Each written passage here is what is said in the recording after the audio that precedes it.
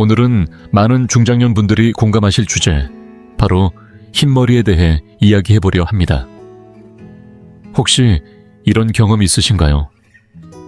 아침에 기분 좋게 일어나 거울 앞에 섰는데 어느 순간 문득 눈에 띄는 한두 가닥, 아니면 작은 뭉치의 흰머리가 정수리나 관자놀이 근처에서 불쑥 튀어나와 있는 걸 발견하게 됩니다. 마음 한구석이 찌릿하면서 나도 모르게 한숨이 나오고 왠지 모르게 나이가 더 들어버린 듯한 기분이 들지요. 많은 분들이 제일 먼저 생각하는 건 염색입니다. 염색약으로 가리면 분명 며칠은 젊어 보이고 기분도 좋아지니까요. 하지만 우리 모두 알고 있습니다. 이건 임시 방편일 뿐이라는 걸요. 염색약에 들어있는 화학 성분이 한두 번은 괜찮을 수 있어도 해마다 반복되다 보면 두피 건강은 물론 전신 건강에도 영향을 줄까 걱정이 되기 시작합니다. 그렇다면 한 번쯤 이런 생각 해보신 적 있으신가요? 화학약품에 의존하지 않고 몸속에서부터 문제의 뿌리를 바로잡아 머리카락이 스스로 다시 검게 돌아올 수 있는 그런 방법은 없을까 하고요. 오늘 영상에서는 믿기 어려울 만큼 간단한 머리카락 회복 비법 하나를 소개해 드리려 합니다. 이 방법은 돈 한 푼 들지 않고 비싼 건강식품도 필요 없으며 약을 먹을 필요조차 없습니다. 그저 매일 밤 잠들기 전 편안히 침대에 앉아 주먹으로 몸의 특정 부위를 가볍게 두드려주는 것, 바로 그것뿐입니다. 이렇게 아주 단순한 동작 하나지만 꾸준히 실천하신다면 어느 순간 놀라운 변화를 느끼실 수 있습니다. 흰머리의 속도가 눈에 띄게 느려지고 새로 자라나는 머리카락의 뿌리가 검게 바뀌는가 하면 일부 부위에서는 다시 윤기 나는 검은 머리카락이 돋아나는 경험을 하실 수도 있습니다. 처음 들으시면 허무맹랑하게 들릴 수도 있고 말도 안 된다고 생각하실 수 있겠지만 성급히 판단하지 마시고 이 영상을 끝까지 차분히 시청해 주시길 바랍니다. 이번 영상에서는 조상님들이 전해주신 한의학 지혜를 바탕으로 흰머리가 생기는 근본 원인을 함께 짚어보고 머리를 두드리는 이 간단한 방법이 왜 효과가 있는지 구체적인 원리와 실천 포인트를 하나도 빠짐없이 알려드리겠습니다. 영상을 모두 시청하신 후에는 흰머리에 대한 생각이 완전히 달라지고 분명히 희망과 과학적인 이해를 함께 얻으실 수 있을 것입니다. 먼저 우리는 꼭 짚고 넘어가야 할 질문이 있습니다. 도대체 왜 우리의 머리카락은 하얗게 변하는 걸까요? 왜 어떤 사람은 80을 넘어서도 윤기 나는 검은 머리를 유지하는 반면 어떤 사람은 겨우 40을 갓 넘겼을 뿐인데도 이미 흰머리가 듬성듬성 피어나는 걸까요? 현대의학의 시각으로 보자면 비교적 단순하고 명확합니다. 우리 머리카락 하나하나의 뿌리, 즉 모낭 깊숙한 곳에는 아주 작은 색소 공장이 자리하고 있습니다. 이 공장에서 끊임없이 일하는 노동자들이 바로 멜라닌 세포입니다. 이 세포들은 밤낮 없이 쉬지 않고 검은색 색소, 즉 멜라닌을 만들어내는데 이 색소가 충분히 생성되면 우리의 머리카락은 자연스럽게 윤기나고 검푸르게 유지됩니다. 하지만 이 공장이 나이가 들면서 노후화되거나 영양 상태가 좋지 않거나 혹은 외부 자극이나 스트레스로 손상되면 어떤 일이 벌어질까요? 그동안 묵묵히 일하던 멜라닌 세포들이 하나둘 지쳐 쓰러지고 결국은 전체 생산 라인이 멈추고 맙니다.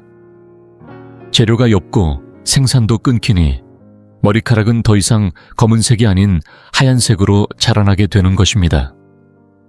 이처럼 나이 들면 색소 공장의 효율을 떨어뜨리고 노동자들을 은퇴하게 만드는 가장 근본적인 이유입니다. 하지만 전통 한의학은 이 현상을 훨씬 더 깊고 넓게 바라봅니다. 머리카락은 단순히 겉으로 드러나는 털이 아니라 우리 몸속 건강 상태를 반영하는 거울이자 창문이라는 것이죠. 우리 내부에 어떤 이상이 생기면 그 신호가 머리카락의 색과 윤기 숱의 변화로 드러난다는 것입니다. 수천 년간 이어져 온 한의학적 관찰에 따르면 흰머리가 잘 생기는 체질은 크게 3가지 유형으로 나뉩니다. 지금부터 하나씩 살펴보며 본인이 어디에 해당하는지 조심스럽게 짚어보시기 바랍니다. 첫 번째는 바로 기혈이 부족한 사람들입니다. 한의학에는 예로부터 전해 내려오는 매우 상징적인 말이 있습니다. 머리카락은 피가 충분히 돌고 남았을 때 자라는 것입니다. 여기서 남는다는 말은 단순히 여유분이 있다는 뜻이 아니라 몸속에 피가 넉넉하고 넘쳐 흐를 정도로 건강할 때 비로소 생겨나는 결과라는 의미입니다. 이 말을 좀 더 쉽게 이해하려면 우리 몸 전체를 하나의 넓은 밭이라고 생각해 보십시오. 그 밭을 적시는 것이 바로 기와 혈, 즉 우리 몸의 에너지와 피입니다. 이 에너지가 강하고 피가 넉넉하게 흐르면 땅은 촉촉해지고 영양분이 가득 차게 됩니다. 그런 비옥한 밭에서 자라는 작물은 당연히 뿌리도 깊고 줄기도 굵고 건강하게 자랍니다. 머리카락도 마찬가지입니다. 충분한 기혈이 흐르는 몸에서 자라는 머리카락은 윤기 있고 검푸르며 부드럽고 풍성하게 자라납니다. 하지만 반대로 어떤 이유로든 기혈이 약해지면 어떻게 될까요? 그 밭은 점점 메말라가고 수분과 양분이 부족한 땅 위에서 자라는 작물은 힘없이 말라가며 노랗게 바래고 뿌리째 뽑히기도 쉽습니다. 머리카락도 똑같습니다. 광택을 잃고 건조해지고 잘 끊어지고 빠지기도 쉬우며 심한 경우 뿌리에서부터 흰색으로 자라나게 되는 것입니다. 그래서 주변 사람들을 잘 관찰해보면 머리카락이 검고 윤기 있는 분들은 얼굴에 혈색이 돌고 입술도 도톰하며 기운이 넘치고 정정한 경우가 많습니다. 반대로 자주 어지럽거나 눈이 침침하고 쉽게 피곤하고 안색이 누렇거나 손톱의 반달 무늬가 사라진 경우라면 이미 기혈이 많이 떨어진 상태일 수 있습니다. 이럴 때 나타나는 흰머리는 단순한 노화가 아니라 몸이 보내는 조용한 신호일지도 모릅니다. 두 번째 유형은 바로 신장이 약해진 분들입니다. 신호라는 말은 중장년층이라면 한 번쯤은 들어보셨을 텐데 과연 신장 기능과 머리카락이 어떤 연관이 있는 걸까요? 한의학에서는 신기의 빛은 머리카락에 드러난다는 오래된 말이 있습니다. 여기서 빛이란 단지 윤기만을 뜻하는 것이 아니라 생명력과 정기의 총체적인 발현을 의미합니다. 다시 말해 우리 몸의 신장 기능이 얼마나 건강한지, 그 에너지의 상태가 어떤지를 가장 눈에 띄게 드러내는 것이 바로 머리카락이라는 겁니다. 쉽게 이해하시려면 우리 몸속의 신장을 하나의 강력한 충전 배터리라고 생각해 보세요. 이 배터리는 우리의 생명 에너지인 신정을 저장하는 곳으로, 우리가 젊을 때는 배터리가 만충 상태이기 때문에 몸에 힘이 넘치고 머리카락도 검고 윤기나며 풍성합니다. 그런데 나이가 들어 수십 년을 써오다 보면 이 배터리의 에너지는 점점 줄어들게 되고, 여기에다가 밤마다 늦게 자거나 과로를 반복하거나 걱정을 지나치게 많이 하게 되면 신장의 에너지는 더 빠르게 고갈됩니다. 이렇게 충전이 어려워진 신장의 상태를 한의학에서는 신정 부족이라고 하는데, 이때 가장 먼저 나타나는 이상, 신호 중 하나가 바로 머리카락이 하얗게 변하기 시작하는 것입니다. 그래서 신호는 중장년층에서 흰머리를 유발하는 가장 근본적인 원인 중 하나로 꼽힙니다. 이 체질에 속하는 분들은 단순히 흰머리 외에도 불면증, 꿈이 많고 자주 깨는 수면귀에서 소리가 나는 이명기억력 감퇴, 허리가 시큰거리거나 다리에 힘이 풀리는 느낌, 소변이 잦아지는 현상 등을 함께 겪는 경우가 많습니다. 이 모든 증상은 우리 몸의 생명 에너지를 보관하고 있는 배터리의 전력이 부족하다는 뚜렷한 신호입니다. 세 번째 유형은 정신적 스트레스와 억눌린 감정을 자주 겪는 분들입니다. 요즘 사회는 너무 바쁘고 삶의 속도가 너무 빠릅니다. 일의 압박, 가족과의 갈등, 인간관계에서 오는 피로감까지 우리는 알게 모르게 늘 긴장된 상태에 놓여 있습니다. 마음에 걸리는 일이 생겨도 말하지 못하고 혼자 속으로 삼키는 분들, 성격이 내성적이어서 감정을 자주 억누르는 분들, 이런 분들은 자신도 모르게 하루하루 마음속에 스트레스를 쌓아갑니다. 혹시 흰머리와 이런 감정이 무슨 관계가 있을까 의문이 드시나요? 사실은 아주 깊은 연관이 있습니다. 예를 들어볼게요. 사람이 오랜 시간 동안 불안, 초조, 걱정 속에 살아가면 우리 몸의 근육, 특히 머리 피부 아래에 있는 미세한 근육들까지도 긴장 상태로 굳게 됩니다. 이로 인해 두피 근육이 계속해서 조여지게 되는데, 문제는 이때 혈관이 압박을 받는다는 데 있습니다. 두피 속 혈관은 마치 머리카락 뿌리에 영양을 공급해주는 고속도로와 같은 존재인데, 그 혈관이 눌리고 좁아지면 피가 제대로 흐를 수가 없습니다. 영양분을 실은 혈액이 머리카락 뿌리에 도달하지 못하면 어떻게 될까요? 머리카락을 검게 유지시켜주는 색소세포들이 제대로 일할 수 없고, 결국 머리카락은 천천히 색을 잃고 하얘지게 되는 것입니다. 더욱이 이런 스트레스가 지속되면 자율신경계 전체가 흐트러지게 되고, 이로 인해 내분비 기능이 불안정해지면서 흑색소의 생성 자체에 오류가 생기게 됩니다. 머리카락에 필요한 색소가 만들어지지 않거나 만들어져도 전달되지 못하는 현상이 반복되면 결국 흰머리는 조용히, 그러나 빠르게 늘어나기 시작합니다. 그래서 아무리 좋은 음식 보약 관리법을 써도 마음이 편하지 않으면 소용이 없습니다. 진심으로 말하자면 흰머리를 막는 가장 좋은 약은 밝고 따뜻한 마음가짐입니다. 하루하루를 긍정적인 태도로 살아가고 힘든 일도 가볍게 흘려보내는 여유를 갖는 것, 그 자체가 머리카락을 지키는 가장 근본적인 비법일 수 있습니다. 흰머리를 만드는 또 하나의 중요한 원인. 하지만 많은 분들이 간과하는 체질이 있습니다. 바로 몸속에 열이 많은 혈열 체질입니다. 이 말은 다소 생소하고 한의학적인 표현처럼 들릴 수 있지만 그 원리는 아주 단순합니다. 말 그대로 우리 피 속에 불이 너무 많은 상태, 즉 열기가 지나치게 올라간 상태를 뜻합니다. 이렇게 되면 혈액이 원래 가지고 있어야 할 맑고 순한 흐름을 잃고 뜨겁고 자극적인 성질로 변해버립니다. 그런데 이 혈열은 생기는 배경에 따라 크게 두 가지로 나뉩니다. 먼저 첫 번째는 음식이나 외부 자극으로 인해 생긴 실열, 즉 실질적인 뜨거움입니다. 예를 들어 자극적인 양념 기름지고 튀긴 음식, 매운 고기류나 숯불구이 같은 것을 자주 드시는 경우, 또는 여름철 뜨거운 바람과 열기를 오래 맞은 경우, 이런 식의 열이 몸속에 들어오면 마치 가스불을 너무 세게 틀어놓은 냄비처럼 속이 끓어오르고 뚜껑이 들썩이듯 온몸이 과열됩니다. 실제로 이런 분들은 입이 마르고 혀가 갈라지며 찬물을 자꾸 찾게 되고 대변이 딱딱하고 보기 힘들어지며 괜히 짜증이 나고 쉽게 화가 나기도 합니다. 심하면 코피가 나거나 소변에 피가 섞여 나오는 경우도 있습니다. 두 번째는 겉으로는 열이 있어 보이지만 사실은 몸속이 말라버려 생긴 허열, 즉 가짜 열입니다. 이건 주로 중장년층이나 여성분들에게 많이 나타나는 유형인데요.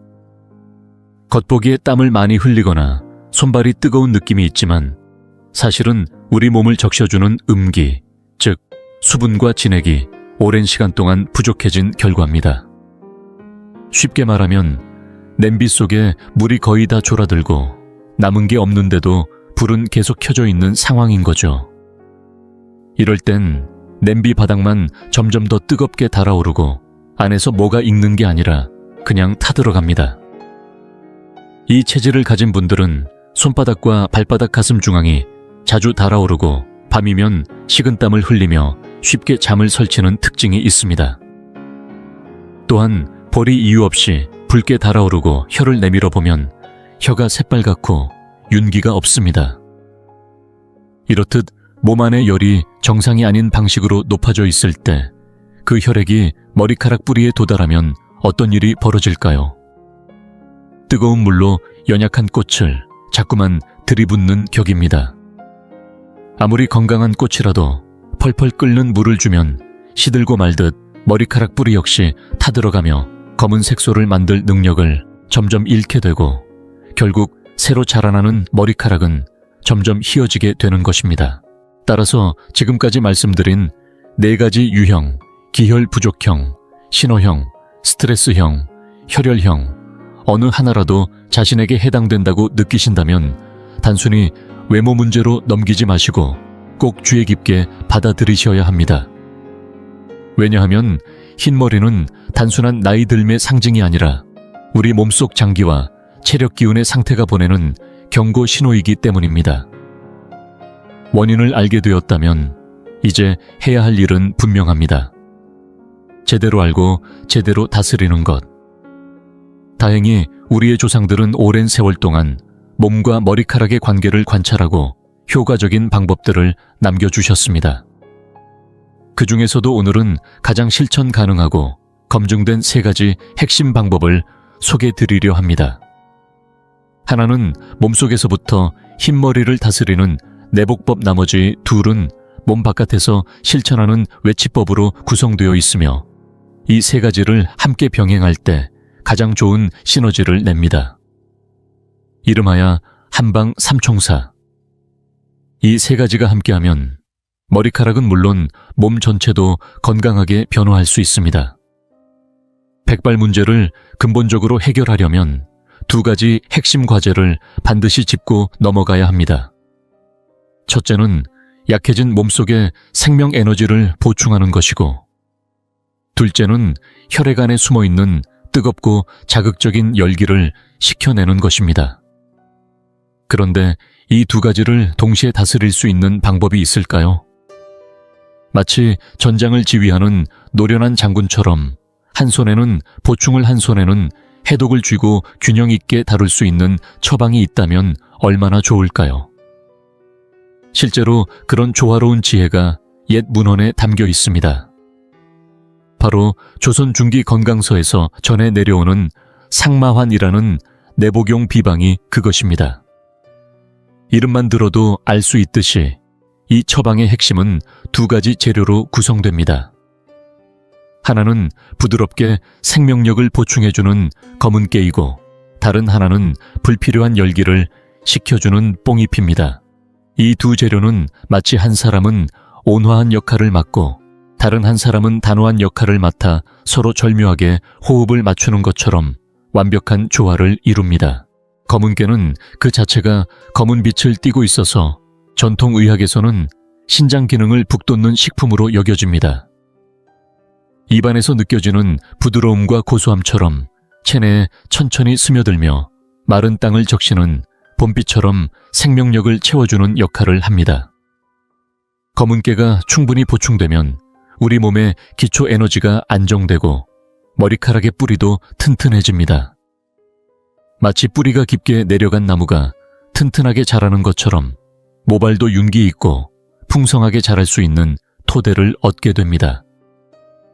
또한 전통의학에서는 검은 깨가 몸의 주요 에너지 통로인 인맥과 동맥을 원활하게 열어준다고 보았습니다. 인맥은 몸속의 혈류를 다스리는 큰 강줄기요, 동맥은 기운의 흐름을 주관하는 중심축입니다. 이 2 경맥이 원활하게 흐르면 전신의 기혈순환이 자연스럽게 살아나고 모발은 그 흐름의 말단에서 충분한 영양을 받아들여 더욱 건강하게 빛날 수 있습니다. 반면 뽕잎은 그 성질이 시원하고 맛이 은은하게 달아 몸속에 불필요한 열을 내려주는데 탁월합니다. 특히 가을철에 채취해 잘 말려둔 뽕잎은 더위어 없이 귀한 약재로 쓰이는데 열독으로 인해 생긴 피부 트러블이나 가려움, 그리고 혈액 속의 탁한 열기까지 부드럽게 식혀주는 힘이 있습니다. 동시에 간의 열기를 안정시켜주어 쉽게 화를 내거나 마음이 들뜨는 증상에도 효과적입니다. 검은 깨가 몸속을 채우는 역할을 한다면 뽕잎은 몸속을 맑히는 정화제 역할을 하는 셈입니다. 한쪽은 부족한 것을 채우고 다른 한쪽은 넘치는 것을 걷어내는 이 균형이야말로 백발을 다스리는 데 있어 근본적인 힘이 되는 조합입니다. 이렇게 좋은 비방은 집에서도 누구나 쉽게 만들 수 있습니다. 우선 믿을 수 있는 약재상에서 볶아서 처리한 질 좋은 검은 깨와 잘 세척된 마른 뽕잎을 준비합니다. 비율은 검은 깨 2목, 뽕잎 1몫입니다. 각각을 분리해 최대한 곱게 갈아준 다음 잘 섞어 밀폐용 유리병에 담고 서늘하고 건조한 곳에 보관합니다. 매일 아침 저녁으로 한두 숟가락씩 섭취하는데 따뜻한 물에 타서 마시거나 꿀을 살짝 섞어 반죽처럼 먹어도 좋습니다. 아니면 손으로 조그만 알약 모양으로 빚어 한 번에 삼켜도 됩니다. 중요한 것은 하루 이틀 하다가 말지 않고 꾸준히 실천하는 것입니다. 성급함보다는 끈기가 일시적인 노력보다는 생활의 습관이 백발을 되돌리는 길임을 잊지 마셔야 합니다.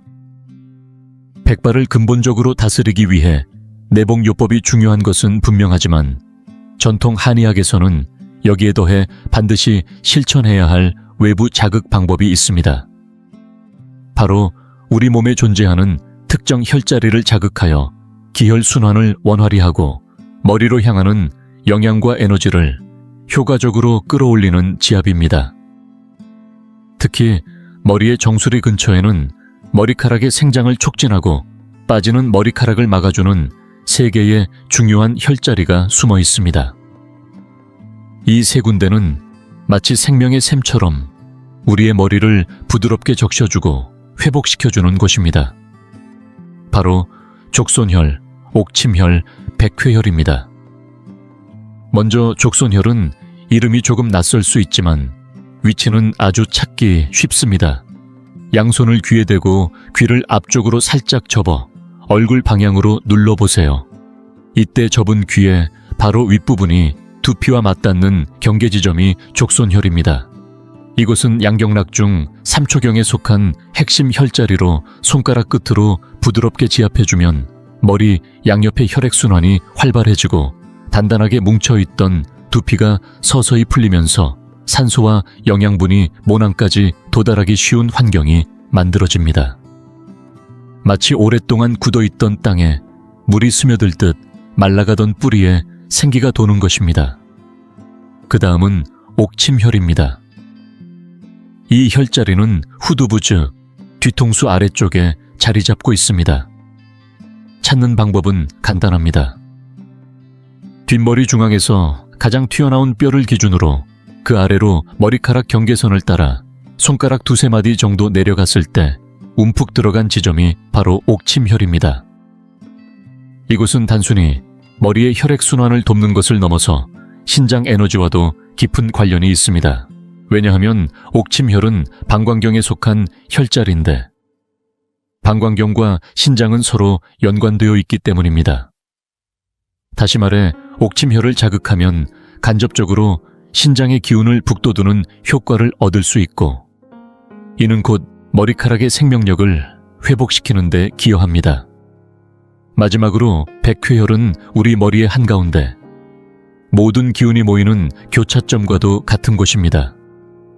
찾는 법은 다음과 같습니다.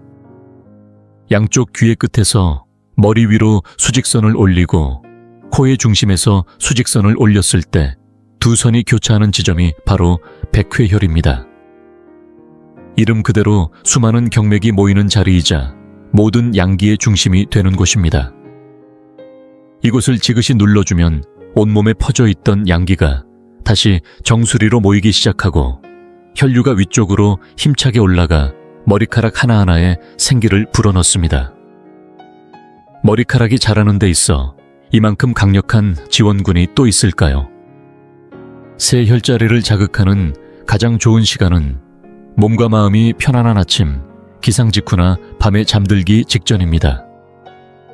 이때 조용한 곳에 앉아 눈을 감고 양손의 검지나 중지의 지문 부위를 사용하여 손톱이 아닌 손가락배로 자신이 편하다고 느끼는 강도로 천천히 지압을 시작합니다. 지압의 방향은 시계 방향이며 각 혈자리마다 50회에서 100회 정도 눌러주는 것이 좋습니다. 어느 순간 해당 부위가 약간 따뜻해지거나 은은한 저릿함이 느껴진다면 그것이 바로 기운이 통하는 느낌, 즉 가장 이상적인 자극 상태라는 신호입니다. 이처럼 외부에서의 자극과 내부에서의 보양을 함께 병행하면 우리는 백발이라는 신체의 경고등을 점차 끄고 본래의 건강한 균형을 되찾을 수 있습니다. 꾸준함과 정성이 머리카락의 운명을 바꿉니다. 이제 여러분, 지금까지는 몸속을 다스리는 내복요법과 머리카락 뿌리에 생기를 불어넣는 지압요법을 함께 살펴봤습니다. 그런데 지금부터는 오늘 영상의 핵심 중의 핵심, 바로 마지막 비장의 비법을 알려드릴 차례입니다. 이 방법은 놀라울 정도로 간단하면서도 효과는 강력하고 무엇보다도 지금 당장 누구나 실천할 수 있다는 점에서 특별합니다. 바로 다리 옆선을 따라 담경을 두드리는 방법입니다. 이 동작은 마치 우리 몸의 기혈 순환을 여는 총 스위치와 같아 머리까지 충분한 기혈을 끌어올려 백발의 뿌리부터 변화를 일으키는 기적의 열쇠가 됩니다. 흔히들 젊은 나이에 흰머리가 생기면 이건 유전이니까 어쩔 수 없어 라고들 말하곤 합니다. 하지만 오랜 한의학 실천 경험에 따르면 진정한 유전적 질환은 생각보다 훨씬 드뭅니다. 오히려 가족 구성원끼리 오랜 시간 같은 식습관과 생활 리듬을 공유하면서 생긴 후천적 영향이 대부분입니다. 이런 후천적 흐름을 끊고 체질을 개선하려면 우리가 직접 몸을 바꾸는 행동이 필요합니다. 그중 하나가 바로 담경 두드리기입니다. 그렇다면 왜 하필 담경일까요? 전통 한의학에서 담은 단순히 소화를 돕는 기관이 아닙니다. 담은 판단력과 실행력의 중심이며 담즙의 분비가 원활해야 우리가 먹는 음식 속 영양소가 위와 비장에서 잘 흡수되어 기혈로 전환될 수 있습니다. 다시 말해, 담의 기능이 활발해야 기혈의 근원이 든든해지고 그 기혈이야말로 머리카락을 윤기나게 만드는 생명의 자양분입니다. 실제로 담경을 꾸준히 두드린 분들 중에는 하얗게 변했던 머리카락이 서서히 빠지고 그 자리에서 건강한 검은 머리카락이 다시 자라나는 경험을 하신 분들도 있습니다. 더 놀라운 경우는 머리카락이 마치 먹물이 번지듯 뿌리부터 회색 갈색을 거쳐 서서히 검은색으로 바뀌는 분들도 계셨습니다. 게다가 이 동작에는 생각지 못한 부가 효과도 있습니다. 특히 여성분들에게는 정말 기쁜 소식인데요. 다리 바깥쪽, 즉 허벅지 옆에 몰래 쌓인 군살이 이 동작만으로 줄어든다는 것입니다. 왜냐하면 담경이 바로 허벅지 옆선을 따라 흐르기 때문입니다. 담경의 순환이 막히면 몸속에 쌓인 노폐물과 지방이 이 부위에 집중되어 엉덩이는 넓어지고 다리는 두꺼워지는 현상이 나타납니다. 그런데 이 담경을 매일 꾸준히 두드리면 마치 배수관을 청소하듯 이 부위를 정화하고 순환을 촉진시켜 한 달에서 2달 만에 바지가 헐렁해지는 변화를 느끼게 됩니다. 심지어 운동을 좋아하는 분들 중에서도 종아리에 알이 굵게 잡혀있는 경우가 많은데 이 역시 담경 순환이 정체된 증상이며 담경 두드리기로 개선이 가능합니다. 그럼 구체적인 방법을 알려드릴게요. 첫째, 편안한 자세를 잡습니다. 의자나 침대에 앉아서 두 다리를 자연스럽게 굽히고 힘을 뺍니다. 둘째, 담경의 위치를 찾습니다. 간단하게는 바르게 서서 양팔을 늘어뜨렸을 때 중지손가락이 닿는 바지 옆선 그 선이 바로 허벅지에서 담경이 흐르는 길입니다. 셋째, 양손을 편하게 주먹 쥔 상태로 약간 빈 공간이 생기도록 만듭니다. 이렇게 하면 두드릴 때 통증 없이 자극이 깊이 전달됩니다. 넷째, 엉덩이 바로 아래 가장 들어간 부분에서 시작해 무릎 옆까지 허벅지 바깥선을 네 부분으로 나누어 위에서 아래로 두드려 내려갑니다. 양쪽 다리를 각각 4구간씩 두드리면 1회가 끝입니다. 가장 중요한 것은 꾸준함입니다. 한쪽 다리에 하루 50회에서 100회씩, 양쪽 다리 합쳐 하루 총 100회에서 200회 정도 반복하는 것이 좋습니다. 텔레비전을 보거나 음악을 들으면서도 충분히 할 수 있으니 크게 부담스럽지 않습니다.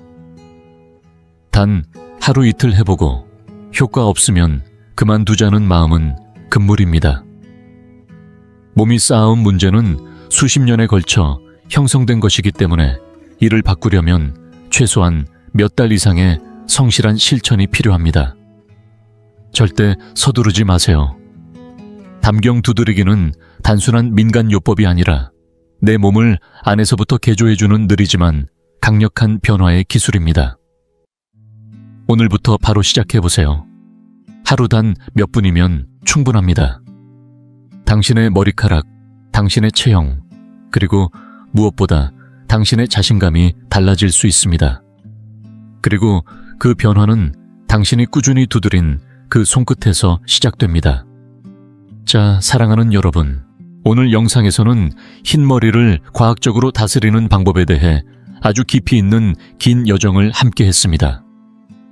내용이 많았던 만큼 기억하기 쉽도록 지금부터 핵심만 간단하고 또렷하게 정리해 드릴게요. 오늘 소개한 흰머리 개선을 위한 3가지 실천 전략 하나씩 다시 짚어봅시다. 첫째는 몸속을 다스리는 내복요법입니다. 조선시대 고방에서 유래한 상마환의 원리를 배웠죠. 검은깨로 신장의 근본을 보강하고 뽕잎으로 혈혈을 식혀서 머리카락이 자라기 좋은 내부 환경을 만들어주는 방법이었습니다. 둘째는 머리 위의 3곳, 발자혈, 옥침혈, 백회혈을 매일 마사지하는 외부 자극 요법입니다. 이 혈자리들을 꾸준히 지압해주면 기혈순환이 원활해지고 귀한 영양이 머리뿌리까지 도달하여 머리카락이 다시 살아날 수 있도록 도와줍니다. 셋째는 오늘 영상의 하이라이트이자 가장 강력한 핵심 비법, 바로 담경 두드리기입니다.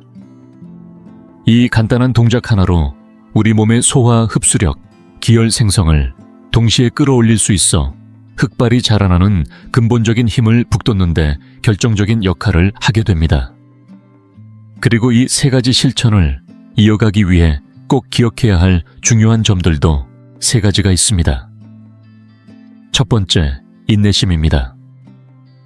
오늘 소개한 어떤 방법도 하룻밤 사이에 기적처럼 흰머리를 없애주는 비방은 아닙니다.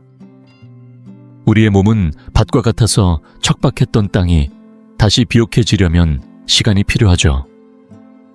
그러니 조급해하지 마시고 양치질처럼 생활의 일부로 만들며 천천히 꾸준히 이어가 주세요. 어느 날 거울을 보며 하고 놀라는 변화가 분명히 찾아올 겁니다. 두 번째, 한 가지에만 의존하지 말고 여러 방법을 병행하며 복합 전략을 쓰는 것이 효과가 훨씬 큽니다.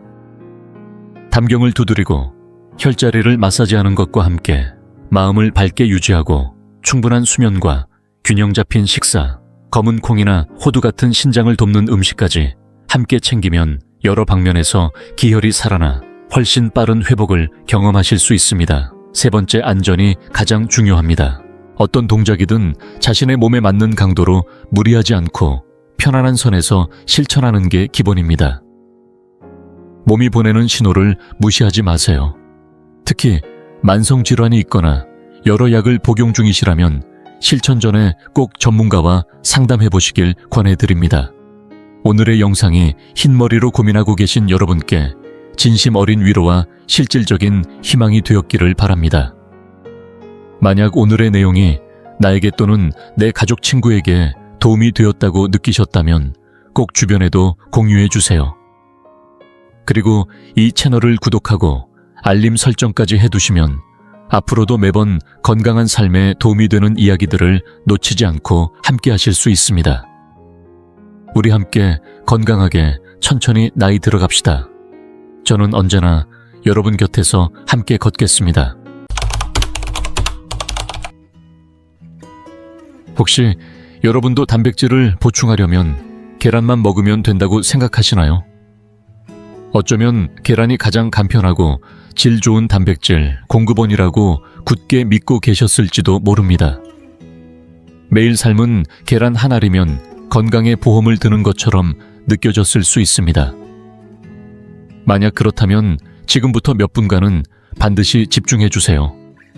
왜냐하면 이 평범해 보이는 건강 습관이 사실은 여러분이 진짜로 단백질을 효과적으로 보충할 기회를 놓치게 만들고 있을 수 있기 때문입니다. 더 나아가 알지 못하는 사이에 근감소증이라는 위험한 늪으로 서서히 빠져들게 할 수도 있습니다. 근감소증이라는 단어가 아직은 낯설게 느껴질 수도 있습니다. 하지만 가만히 생각해 보세요. 젊었을 땐 산도 거뜬히 올랐는데 어느 순간부터 공원 산책이 전부가 되고 나중엔 계단 몇 층만 올라가도 숨이 차고 다리에 힘이 빠지는 경험, 우리 주변에서 흔히 보지 않으셨나요? 혹은 작은 병뚜껑 하나 열다가 얼굴이 벌개지고 소파에서 일어날 때 두 손을 짚지 않으면 일어나기조차 힘든 그런 순간 말입니다. 이건 단순히 나이 들었다는 뜻이 아닙니다. 바로 여러분의 근육이 지금 구조를 요청하고 있는 것입니다. 눈에 보이지 않는 도둑 근감소증이 조용히 여러분의 힘과 균형 감각, 그리고 독립적인 삶의 능력까지 빼앗아가고 있는 것입니다. 근육이 급격히 줄어들면 우리를 기다리고 있는 건 한 번의 위험한 낙상일 수 있고 그로 인해 오랜 기간 침대에 누워 지내야 할지도 모릅니다. 이건 결코 과장이 아닙니다. 지금 이 순간에도 수많은 가정에서 실제로 벌어지고 있는 안타까운 현실입니다. 나이 들어가는 우리 몸에서 근육을 지키고 세월의 침식을 버텨내게 해주는 단 하나의 황금 갑옷, 그 이름은 바로 단백질입니다. 오늘 이 영상에서는 여러분이 지금껏 믿어왔던 상식을 완전히 뒤집을 겁니다. 물론 저는 계란의 영양 가치를 부정하려는 게 아닙니다. 계란은 여전히 훌륭하고 간편한 단백질 공급원이며 우리 식탁의 좋은 친구입니다. 하지만 만약 여러분의 목표가 근감소증을 더 효율적으로 예방하고 나아가 잃어버린 근육을 되찾는 것이라면 지금부터 소개할 이 권위 있는 영양학계에서 정리한 최신 고단백 식품 10가지 순위표가 여러분의 눈을 뜨이게 해줄 것입니다. 이 목록에 오른 모든 식품은 같은 무게로 비교했을 때 계란보다 훨씬 더 놀라운 단백질 함량을 자랑합니다. 영상을 끝까지 보시면 여러분도 영양 전문가처럼 현명하게 식단을 구성할 수 있게 되고 최소한의 노력으로도 최대한의 근육 보호 효과를 얻어 근감소증의 위협에서 완전히 벗어날 수 있을 것입니다. 본격적인 내용을 시작하기에 앞서 혹시 지금 자신의 건강에 관심이 있다면 구독 버튼을 눌러주시고 알림 설정도 잊지 마세요. 그리고 이 영상을 보고 계신 분 중에 공감하셨다면 댓글창에 숫자 1을 남겨주세요. 만약 비슷한 건강 고민이 있다면 편하게 말씀 남겨주시면 최대한 정성껏 답변 드리겠습니다. 자, 그럼 여러분 모두 깊게 숨 한번 들이쉬고 지금부터 식탁의 상식을 뒤흔들 순위를 함께 만나볼 준비를 해주세요. 본격적인 순위에 들어가기 전 먼저 이번 비교 기준을 꼭 짚고 넘어가겠습니다. 매우 중요한 부분이기 때문입니다. 이번 순위는 모든 식품에 먹을 수 있는 100객달당 단백질 함량을 기준으로 공정하고 과학적으로 평가했습니다. 그런데 여기서 더 중요한 것이 있습니다. 우리는 단순한 양이 아니라 질을 더 중요하게 봤습니다. 여기서 말하는 질이란 바로 완전 단백질입니다. 완전 단백질이란 무엇일까요? 아주 쉽게 설명드리면 우리 몸이 스스로 만들어내지 못해서 반드시 음식으로 섭취해야 하는 9가지 필수 아미노산이 있습니다. 이 9가지를 모두 갖춘 단백질만이 진정한 완전 단백질로 불릴 수 있고 우리 몸에 가장 효과적으로 흡수되고 활용됩니다. 마치 우리 몸을 위해 맞춤 제작된 만능 열쇠처럼 모든 기능을 열어주는 역할을 하죠. 자, 이제 그 열쇠들이 담긴 식품들의 순위를 하나하나 열어볼 시간입니다. 아마 1위를 보면 깜짝 놀라실 수도 있습니다. 지금부터 10위부터 시작합니다. 놀라지 마세요. 오늘 소개할 고단백 식품 10위는 우리가 대화할 때 종종 손이 가는 바로 그 간식, 바로 호박씨입니다. 많은 분들이 호박씨를 그냥 입이 심심할 때 까먹는 군것질거리쯤으로 생각하시지만 사실 이 작은 씨앗 안에는 우리가 몰랐던 놀라운 단백질의 보고가 숨어 있습니다. 과학적인 수치를 보면 더욱 확실해집니다. 일반적으로 우리가 건강식으로 알고 있는 삶은 달걀 100개는 약 13차내도 정도의 단백질이 들어있지만 호박씨는 100개 각가당 무려 30개나 되는 고농도의 단백질을 자랑합니다. 계란의 2배를 훌쩍 넘는 수치죠.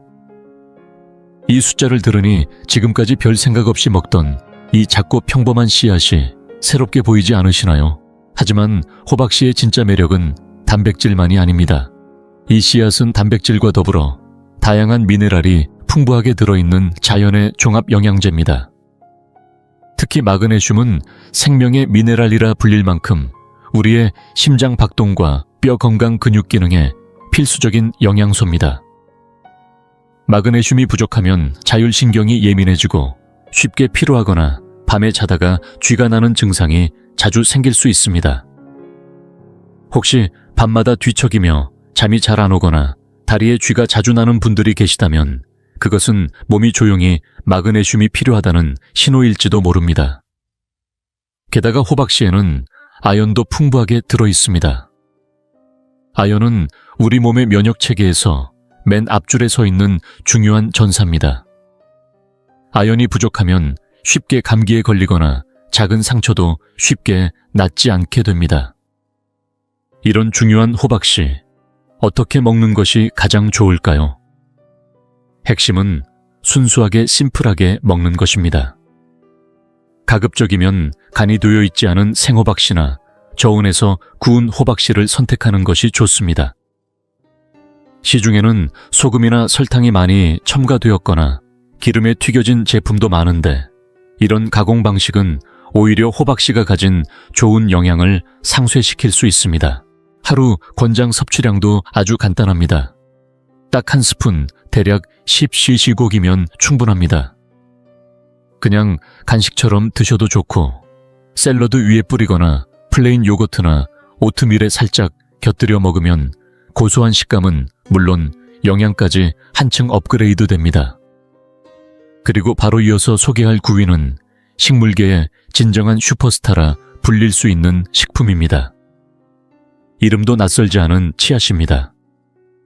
작고 까만 이 씨앗은 언뜻 보면 그다지 특별해 보이지 않지만 건강 전문가들이 작은 핵폭탄이라고 부를 만큼 영양의 밀도가 어마어마합니다.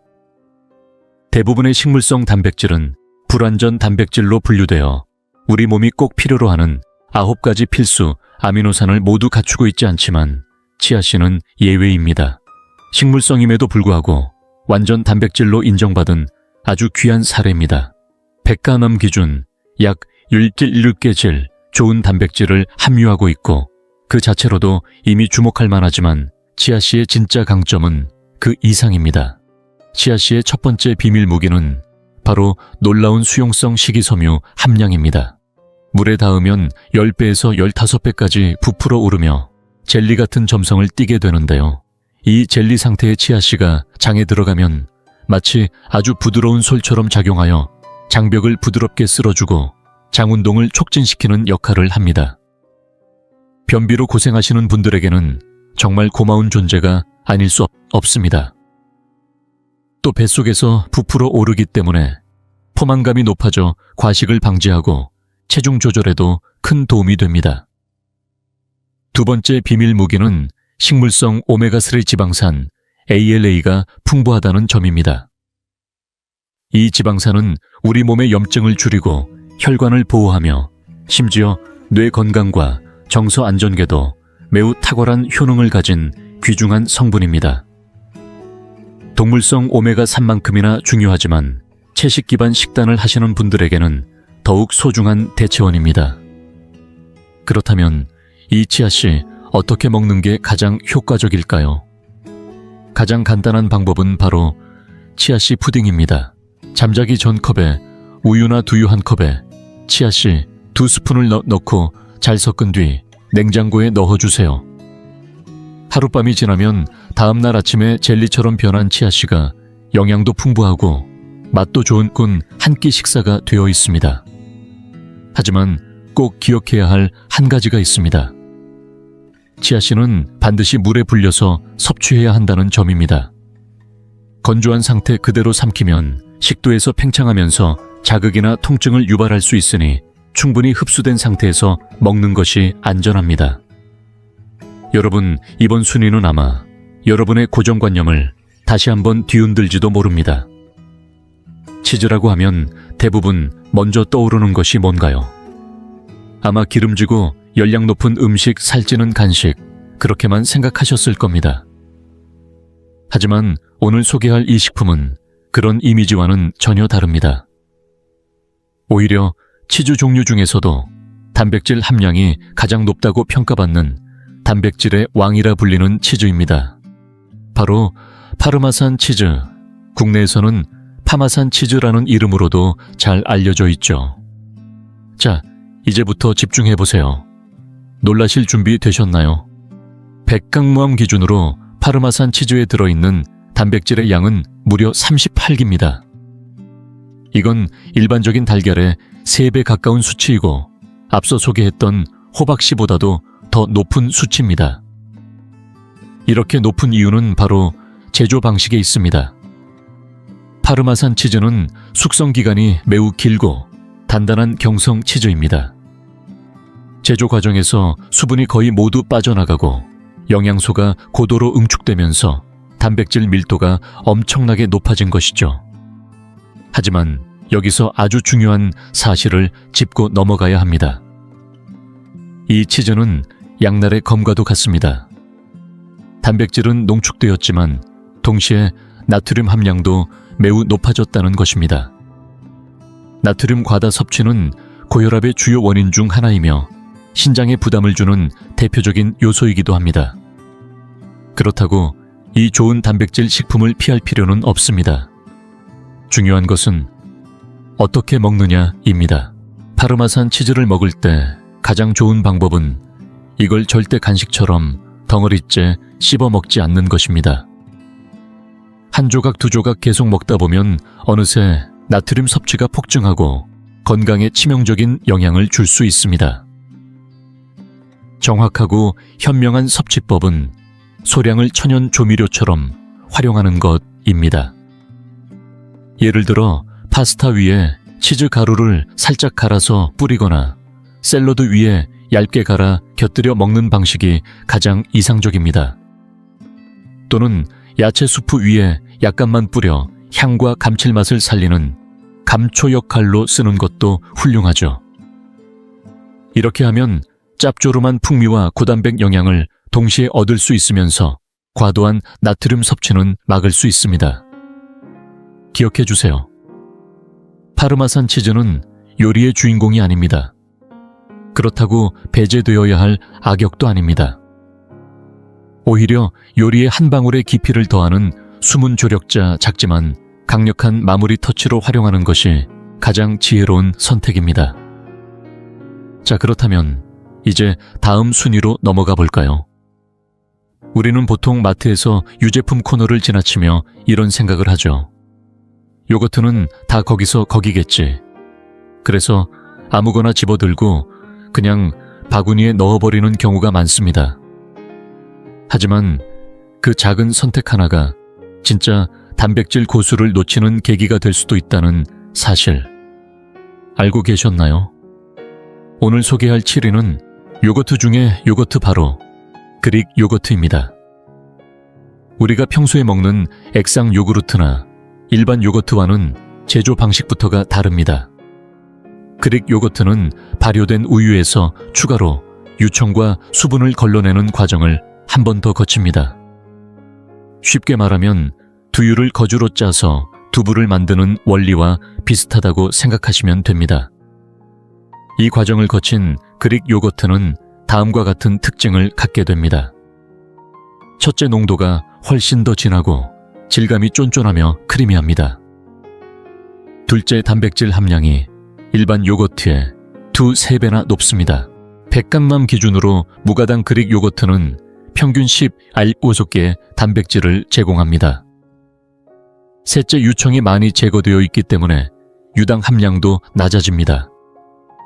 그래서 유당 불내증이 있는 분들도 비교적 속이 편하게 즐길 수 있습니다. 하지만 그릭 요거트의 진짜 보물은 따로 있습니다. 바로 프로바이오틱스, 즉 살아있는 유산균이 아주 풍부하다는 점입니다. 이 유산균들은 장내 환경을 개선하고 면역력을 조절하는 데 중요한 역할을 합니다. 사실 장 건강은 단순히 소화만의 문제가 아닙니다. 전신 건강은 물론 기분과 감정에도 영향을 미친다는 점에서 그릭 요거트의 가치는 단백질 그 이상이라 할 수 있습니다. 그렇다면 좋은 그릭 요거트를 고르는 방법은 어떻게 될까요? 먼저 포장 뒷면의 성분표를 꼭 확인하세요. 좋은 제품이라면 성분은 매우 단순해야 합니다. 우유 플러스 유산균, 이 두 가지만 적혀 있는 것이 가장 이상적입니다. 그리고 무엇보다 중요한 포인트는 무가당 또는 플레인 기본 제품을 고르는 것입니다. 시중의 과일맛, 딸기맛 제품들은 설탕과 시럽이 지나치게 많이 첨가되어 있어 단백질보다 당분을 더 많이 섭취하게 되는 역효과가 생깁니다. 이건 건강을 챙기려다 도리어 해치는 꼴이죠. 그릭 요거트는 꾸준히 올바르게 선택해서 먹는다면 중장년층에게 꼭 필요한 고단백 고영양의 완전 식품이 되어줄 것입니다. 이제 단백질 식품 6위로 넘어가 보겠습니다. 이번에 소개할 식품은 가격은 참 착한데 그 영양 가치는 결코 만만치 않은 식물계의 가성비 왕이라 불릴 만한 재료입니다. 바로 렌틸콩입니다. 외국에서는 렌즈콩이라고도 부르는데 유럽이나 인도에서는 이 콩이 가정식 밥상에서 빠지지 않는 필수 식재료로 자리 잡고 있습니다. 놀랍게도 잘 익힌 렌틸콩 100개는 약 9개 단백질과 꽤 식이섬유가 들어있습니다. 지방은 거의 없죠. 한마디로 고단백 고섬유질 저지방이라는 3박자를 모두 갖춘 이상적인 건강식품입니다. 하지만 여기서 한 걸음 더 들어가서 많은 분들이 모르고 계신 중요한 영양 지식 하나를 알려드릴게요. 앞서 말씀드렸던 완전 단백질 기억나시죠? 사실 대부분의 식물성 단백질 렌틸콩을 포함해서 우리 몸에 꼭 필요한 9가지 아미노산 중 일부가 빠져있는 경우가 많습니다. 그래서 단독으로는 불완전 단백질로 분류되는데 그렇다고 이게 나쁜 건 절대 아닙니다. 우리 선조들은 이 문제를 이미 오래전부터 식생활 속 지혜로 해결해 왔습니다. 그 방법은 바로 단백질 상호 보완입니다. 콩류에 부족한 아미노산은 곡류인 쌀이나 귀리보리에 풍부하고 반대로 곡류에 부족한 부분은 콩류가 채워줄 수 있기 때문에 렌틸콩을 밥이나 오트밀과 함께 먹으면 두 식품이 우리 몸 안에서 완벽하게 협업하며 영양가 높은 완전 단백질로 재조합되는 것입니다. 이것이 바로 음식궁합의 놀라운 힘이죠. 렌틸콩을 더 잘 먹는 팁도 알려드릴게요.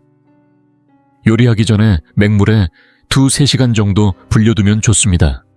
왜냐하면 콩껍질 속에 들어있는 피트산이라는 성분이 철분이나 아연 흡수를 방해할 수 있기 때문인데 불림 과정을 거치면 이 성분이 상당 부분 제거되고 콩이 더 부드럽게 익으며 영양 흡수율도 훨씬 높아집니다. 가장 간단한 조리법은 렌틸콩을 부드럽게 삶아 따뜻한 수프를 끓이는 것입니다. 향긋한 채소와 함께 끓이면 속이 따뜻해지고 입맛도 살리는 훌륭한 한 끼가 완성됩니다. 자, 이제 단백질 식품 5위입니다. 이건 여러분 모두가 어릴 때부터 너무나 익숙하게 접해왔을 음식일 겁니다.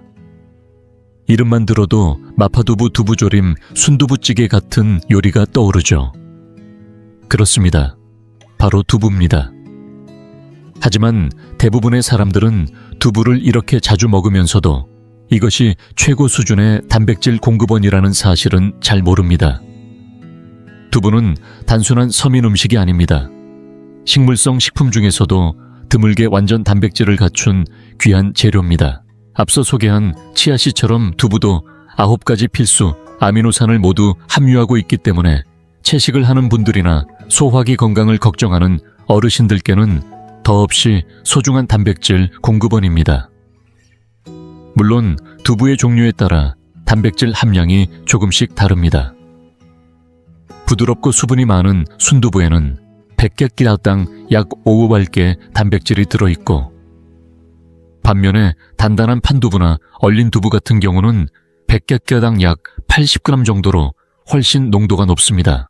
무엇보다 두부의 큰 장점은 이렇게 고단백이면서도 포화지방과 콜레스테롤이 거의 없다는 점입니다. 고지혈증이나 혈관 건강이 걱정되시는 중장년층에게는 정말 이상적인 식품이라 할 수 있습니다. 또 하나 두부에는 이소플라본이라는 성분이 들어있는데요. 이건 식물성 여성 호르몬의 일종으로 특히 여성 갱년기 증상인 안면홍조나 불면땀이 나는 증상을 완화하는 데 도움이 된다고 알려져 있습니다. 그래서 중년 여성들에게는 두부가 단순한 음식 그 이상으로 몸을 부드럽게 돌보는 자연의 선물이라 할 수 있습니다. 혹시 두부는 통풍에 안 좋다는 얘기 들으신 적 있나요? 사실 이는 오해에 가까운 말입니다. 최신 의학에서는 식물성 퓨린은 통풍에 거의 영향을 주지 않는다는 사실이 여러 연구로 입증되고 있습니다. 오히려 정제육 내장류 술에 절인 고기 국물 같은 음식이 통풍을 유발하는 주요 원인입니다. 대부분의 사람들에게 있어 두부는 적당히 먹는 한 안전하고 오히려 건강을 돕는 좋은 음식입니다. 드디어 단백질의 최정상급 강자들만이 남은 상위 4위권에 접어들었습니다. 이제부터 소개할 음식들은 모두 동물성 단백질의 정수라고 할 수 있습니다. 그중 4위는 많은 사람들이 힘 하면 가장 먼저 떠올리는 식재료 바로 쇠고기입니다. 쇠고기는 흔히 철분 보충이나 빈혈 예방에 좋다고 알려져 있지만 그에 못지않게 뛰어난 단백질 공급원이라는 사실은 잘 알려져 있지 않습니다. 예를 들어 살코기 위주의 우둔살이나 설도 같은 부위의 경우 100개끼리당 단백질 함량이 무려 26을 가볍게 넘깁니다. 게다가 이 단백질은 생체 이용률이 매우 높은 완전 단백질로 우리 몸이 흡수하기에 최적화되어 있다는 점에서 더욱 특별합니다. 하지만 쇠고기를 건강하게 섭취하려면 반드시 주의할 점이 있습니다. 겉보기엔 아름다운 마블링, 즉 눈처럼 고르게 퍼진 지방이 보이는 꽃등심이나 안심 스테이크 같은 부위를 선택하면 단백질보다도 지방을 더 많이 섭취하게 되어 오히려 심혈관 건강에 큰 부담을 줄 수 있습니다. 따라서 진정으로 건강한 쇠고기를 즐기고 싶다면 반드시 기름기가 적은 부위를 골라야 합니다. 예를 들어 찜이나 장조림에 잘 어울리는 우둔살이나 불고기용으로 적합한 설도살이 좋은 선택입니다. 여기서 한 가지 더 쇠고기를 먹을 때 단백질의 효율을 더욱 극대화할 수 있는 황금 조합이 있습니다. 바로 비타민C가 풍부한 채소와 함께 먹는 것입니다. 쇠고기에 들어있는 철분은 햄, 철분으로 체내 흡수율이 뛰어나지만 여기에 토마토, 피망, 브로콜리처럼 비타민C가 풍부한 채소가 곁들여지면 철분의 흡수가 몇 배 이상 높아진다는 과학적 연구 결과도 있습니다.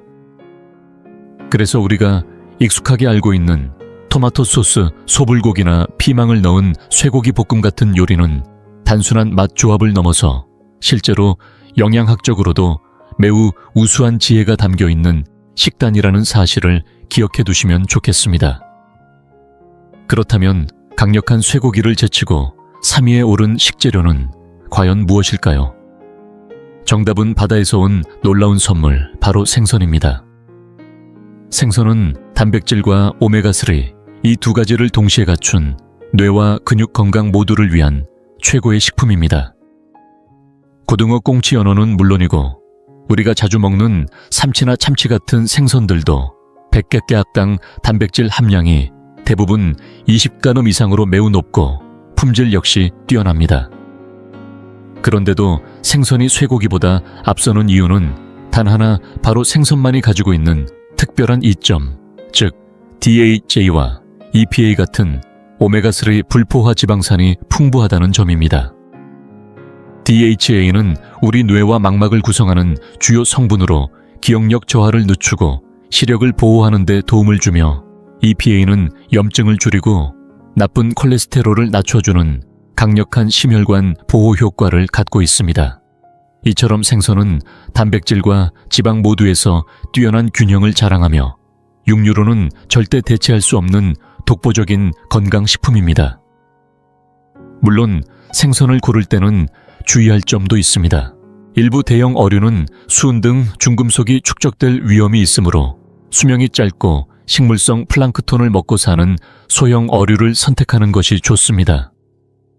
제가 추천드리고 싶은 최고의 선택은 바로 멸치입니다. 멸치는 우리 식탁에서도 흔히 볼 수 있는 생선이지만 짧은 생애주기 덕분에 중금속 축적 위험이 낮고 단백질과 오메가3는 물론 칼슘까지 풍부하게 함유하고 있어 가격 대비 영양 효율이 매우 뛰어납니다. 마지막으로 생선을 조리할 때도 한 가지 주의할 점이 있습니다.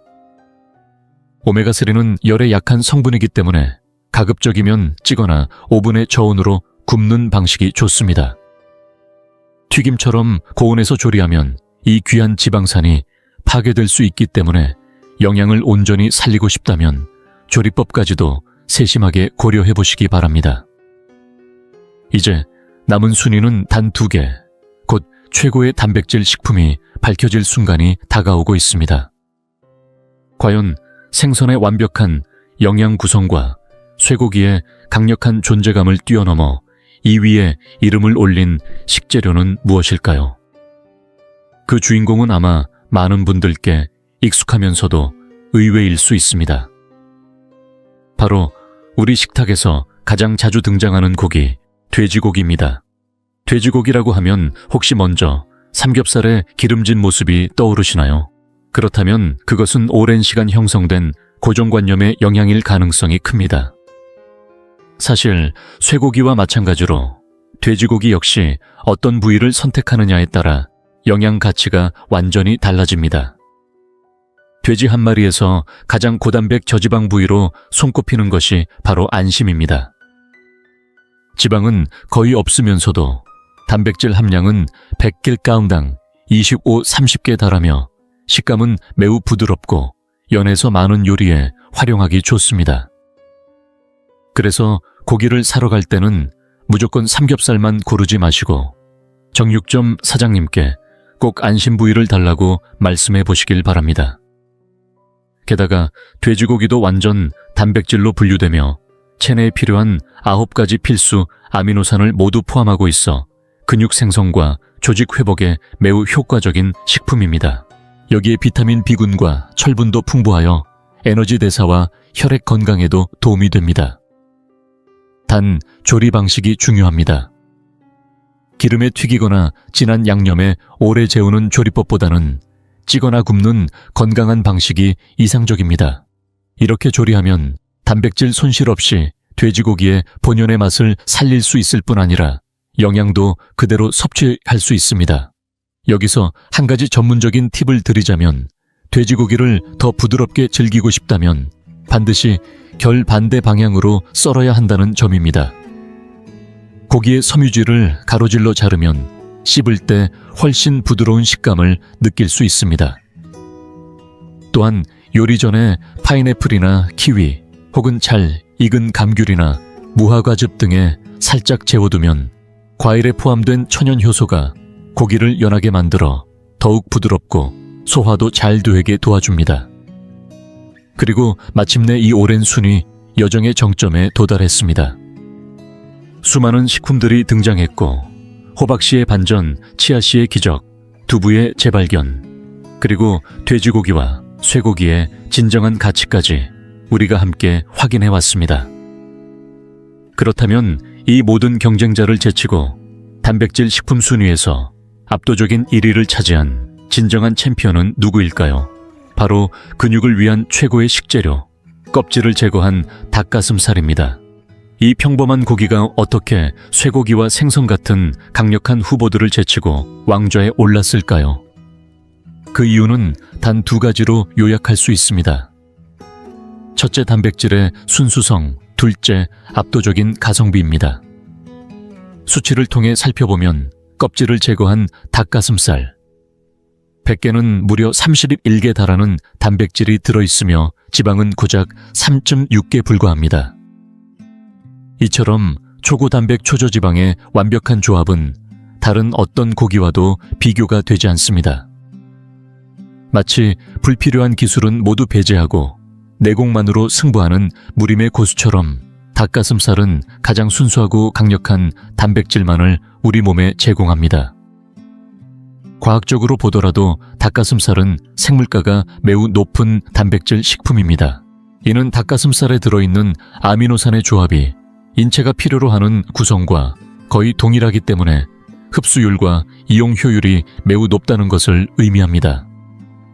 즉, 우리가 섭취한 단백질이 낭비되지 않고 거의 대부분 근육과 조직 복구에 바로 사용된다는 뜻입니다. 물론 많은 분들이 닭가슴살을 떠올리면 퍽퍽하고 건조하다는 이미지를 먼저 떠올리실 수 있습니다. 하지만 이는 전적으로 조리법의 문제입니다. 요즘 유행하는 저온 조리법인 수비드 방식이나 소금물에 30분 정도 담가두는 간단한 방식만으로도 촉촉하고 부드러운 닭가슴살을 만들 수 있습니다. 아니면 얇게 썰어 채소와 함께 볶거나 소량의 육수에 살짝 끓여도 충분히 식감 개선이 가능합니다. 결국 닭가슴살은 높은 단백질 함량 낮은 지방 뛰어난 흡수율이라는 3박자를 모두 갖춘 그야말로 단백질의 왕이라고 할 수 있습니다. 나이가 들어감에 따라 자연스럽게 진행되는 근감소증에 맞서 싸우기 위한 최고의 무기이자 우리 몸의 건강한 미래를 위한 든든한 동반자, 바로 그것이 닭가슴살입니다. 자, 이렇게 해서 단백질이 풍부한 10가지 식품 순위를 모두 알아보았습니다. 그런데 이 순위의 핵심 메시지는 내일부터 닭가슴살만 먹으세요가 아닙니다. 오히려 정말 강조하고 싶은 것은 다양성의 중요성입니다. 우리의 식단은 마치 오색 찬란한 정원처럼 식물에서 온 두부와 렌틸콩 바다에서 온 생선 육지에서 온 닭고기, 돼지고기, 소고기까지 균형 있게 담겨야 합니다. 그리고 잊지 마세요. 달걀은 여전히 우리의 훌륭한 단백질 친구입니다. 식단 사이사이에 자연스럽게 넣어주면 영양이 더욱 풍성해집니다. 그렇다면 가장 궁금한 질문으로 돌아가 보겠습니다. 하루에 도대체 얼마나 단백질을 섭취해야 할까요? 여기 아주 간단한 공식이 있습니다. 보통 상황에서는 자신의 체중 킬로에 1.0에서 1.2를 곱하면 하루 권장 단백질 섭취량이 나옵니다. 예를 들어 체중이 60kg인 어르신이라면 60 곱하기 1.2는 72개입니다. 즉 하루에 약 72개 단백질이 필요하다는 말이죠. 72개라니 감이 잘 안 오시죠? 그래서 제가 하루 식단 예시를 준비했습니다. 예를 들어 체중이 60kg인 분이 아침으로 무가당 그릭요거트 200개 단호박씨 한 큰술을 넣어 드신다면 약 24개 단백질을 섭취하게 됩니다.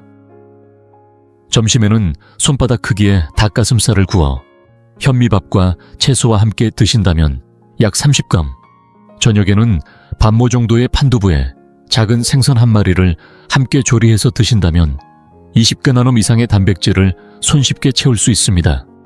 아침 25g, 점심 30g, 저녁 20g 합치면 벌써 75억이 넘습니다.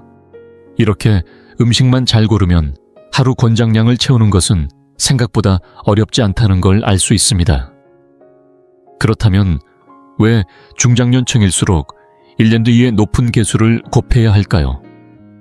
나이가 들수록 우리 몸의 단백질 합성 능력은 떨어지는데 근육은 오히려 더 빠르게 분해됩니다. 들이는 양은 줄고 빠져나가는 양은 늘어나니 당연히 근육 손실이 가속화되는 것이죠. 그래서 젊은 사람보다 더 많은 양의 단백질이 필요합니다. 우리 몸을 유지하고 쓰러지지 않는 다리를 만들기 위해서 말입니다. 하지만 마지막으로 반드시 큰 목소리로 경고드려야 할 것이 있습니다. 단백질이 좋다고 해서 무조건 많이 먹으면 절대 안 됩니다.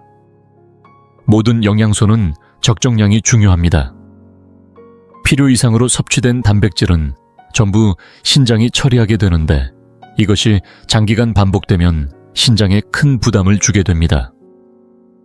그래서 제가 오늘 반드시 강조드리고 싶은 점은 만약 당신이 이미 만성 신장 질환이나 간 질환 진단을 받으신 상태라면 단백질 섭취량은 반드시 의사나 영양사의 지시에 따라야 한다는 것입니다.